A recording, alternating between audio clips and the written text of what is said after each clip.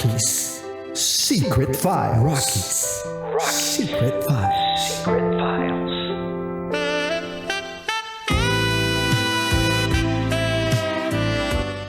And now, it's time for SPG. As in, Super Backgammon Secret Files.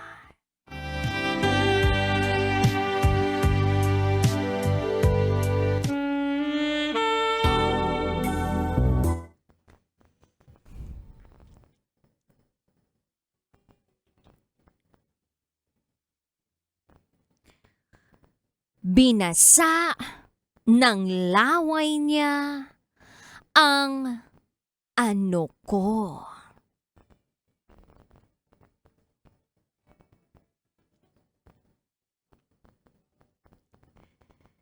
Hi! Hi DJ Rocky at DJ Jello.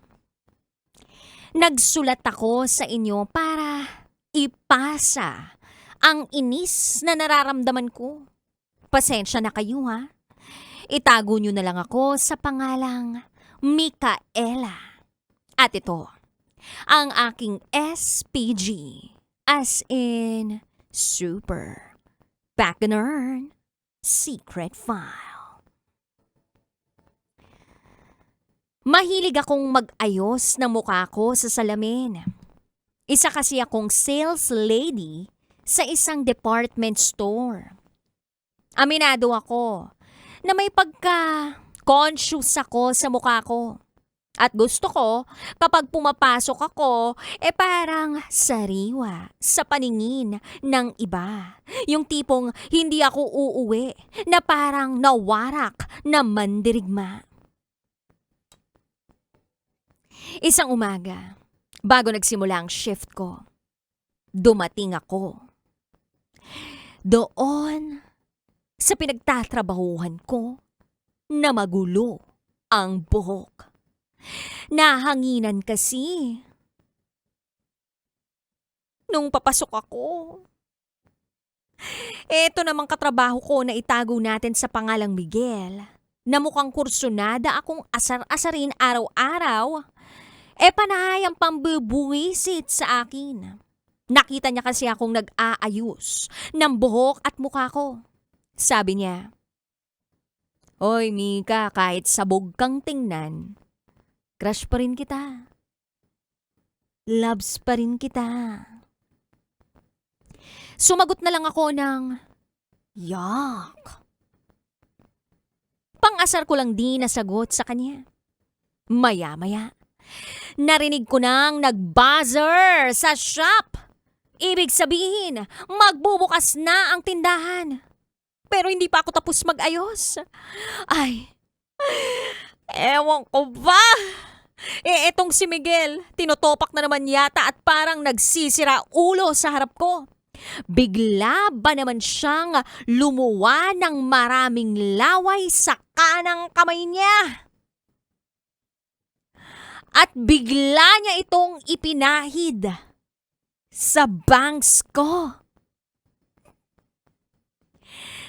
Di nangamoy laway ang buhok at noo ko. Tisti! Etong si Miguel tawa pa ng tawa. Kaya hinabol-habol ko. Naghabulan kami. Magsisimula na kaming magtrabaho.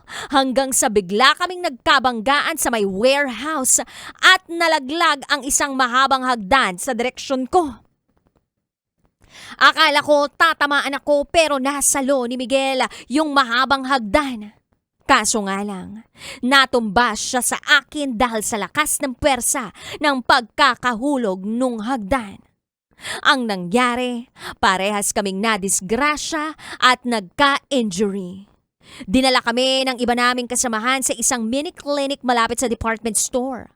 Panay ang sorry sa akin ni Miguel. Sabi ko, "Okay lang, pero wag mo nang uulitin yun ha.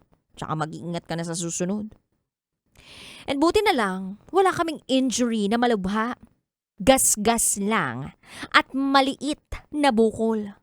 Kaya ang ending, sa sobrang thoughtfulness niya, ayun, naging magjowa kami. Hindi kami masyadong compatible pagdating sa itsura. Pero, pwede na rin. In fairness, mabait naman talaga si Miguel. Mapagmahal at sweet pa. Kaya nga siguro, kung naghahanap ka ng matino, hanap ka na lang ng pangit. Yun lamang po, DJ Rocky at DJ Jello. Maraming salamat po sa pagbabahagi ng aking kwento. Muli, ako si Makiala. At ito, ang aking SPG, as in, super, back ganern, secret file.